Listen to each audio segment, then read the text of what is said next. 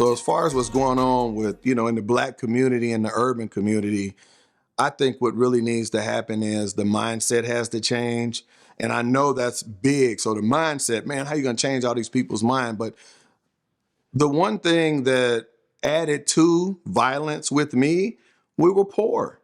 And so the economics are so bad. Now, I'm not the same as a lot of these kids and these bucks now that are violent. It's different. Mine was different.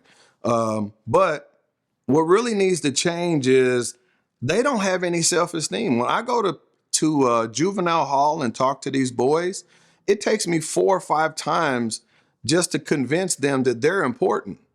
When I first tell them when I first look them in the eye and tell them, look, you're somebody. You've got a life ahead of you and you can make it anything you want it.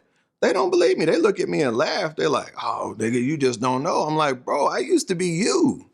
I used to be you. I was all you in trouble and got cases. This was me. This is how I grew up. And so after I talked to them 4 or 5 times, the mindset starts to change. And we don't have enough of that in the Black community, you know what I mean? Where people are actually trying to help them change the minds. And so if somebody had came and grabbed me when I was younger and, helped me change my mindset, I wouldn't have went through the things I went through. And, by the grace of God, I'm not dead or I'm not in prison. And so, I try to give back to the community, but in that way, but that's where the problem is. It's in the mindset. And the problem that goes a little further in the mindset is economics. There's not enough money. So money's glorified in the hood and there's no money in the hood. So everybody's jealous of everybody else who's faking like they got a little bread. So, that everybody's trying to kill each other, you know what I'm saying, for a couple dollars here and there. But that's what's got to happen. I mean, and what's behind all that, to take it one step further, is there's no love. They don't feel loved and they don't believe they need love. And all of us need love at the end of the day. And so they don't believe they're loved mentally. And so it's like, whatever's whatever. I don't care. So as far as the solution for all these things, I believe it needs to be people like me and you, whoever out here in the community, leaders, people with a voice who's been through something. You can't read about this stuff and then come down and try to talk to nobody about it. You have to have went through some stuff. And so I think it's people like me, and I got a group, we go down in the community and we minister to these boys and talk to them. We just love on them. You know what I mean? I don't tell them, you need to quit doing what you're doing. I just love on them. But that's where it's got to start with the leadership, period, because they don't have no leadership. They don't respect elders. They don't have any respect for their lives most time. They don't have respect for anybody else's life. They don't value anything. So there's no values.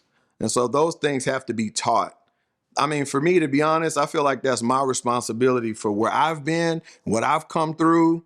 I feel like it's my responsibility to go back and teach every single one that'll listen what I just said. And it's got to be changed in the mind first. In the Black community where I grew up, we didn't have any mentors or leaderships or big brothers or anybody talking to us or any of those things. I had a man one time tell me, he said, you have a wife and 3 kids and you're at the club every single weekend. And it's the honest to God truth. I said, what's wrong with me being at the club every weekend? I didn't know, but I grew up in that. I didn't know any different. And I mean, just to be honest, if I'm going to be all the way transparent, what we would do, and I mean, I hope nobody gets offended, but my guys who I was with, they would go get females and they would get the women. We would take them back to their place, wherever it was. And while they were in there screwing all the women, I jack them, take all their purses, take all their money.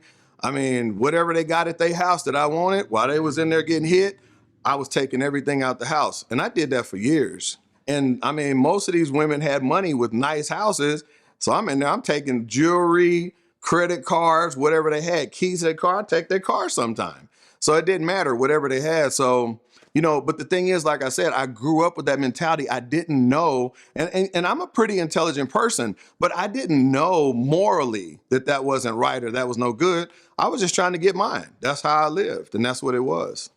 One of the things that I think would help from a leadership perspective in the community is in the entertainment industry, where I know music and movies is entertainment, but unfortunately, the generation that's upon us listens to those things and they believe that that's what they're supposed to do. They don't take it as entertainment.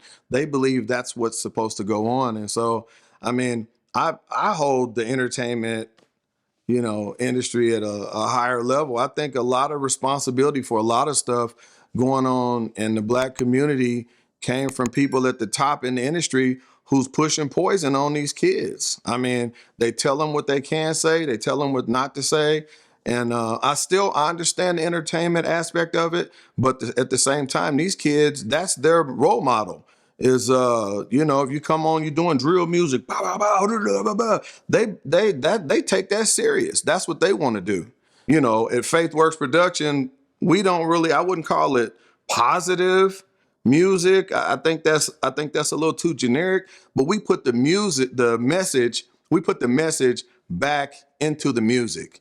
In other words, we put wisdom in our songs, and even with our movies and the stuff we shoot, we always have an underlying message in everything we do intentionally, just like they have a message in theirs. Ours is just against the industry standard. So one of the things that we do at FaithWorks Productions, as far as putting the message back into music or into film, is when we're writing songs or writing movies or action series or whatever it's going to be, we all sit down with the writers, and it's intentional that this song here has a specific message or point to it. Whether the music is going to come out, some songs sound like it's a trap song, and we even talk about the struggle. We just don't glorify the struggle. I have people message me, man, that song, one step at a time, man, I wake up every morning and that song gets me through the day. And the people I'm talking about that call me and say that or message me are younger people. And so they're not used to that. And I think one of the things is with leadership in the Black community too, where we're failing at bad, is the adults and the people who's older is judging these young kids. Oh man, them kids acting a fool, man, and all this, man. That's fine. You know what? They are acting a fool, but what can we do about it? That's how I see it. So you've got some responsibility too. No matter what it is, you can do something. That's how I view it. And so I think that's another area where we fail at in the Black community with leadership. They kind of just gave up on the kids. They just threw the towel in, most, and I don't mean everybody, but a lot of people, you know what I mean? Because they're being affected by a lot of this stuff negatively too, the leadership. And so that, stuff happens every night, especially in Kansas City. Kansas City has a name called Killer City. Everybody calls us Killer City. I don't rep that. I don't rep that. I'm from KC, but not no Killer City. You don't put a label on your city like that, because now the kids believe, yeah, that's how it is, nigga. We gonna just what we do, so on and so forth. So now they're gonna try to make sure they get them a body. You know what I'm saying? I got me a body, and like that's impressive. And that's not impressive, because you just took somebody out of here most of the time for no reason. So this is Big Rob Savage. Make sure you check out 24/7 HH, and always, no matter what, always remember that you create your future. And when you create it? Today. Whatever you do today is your future for tomorrow. Always remember that.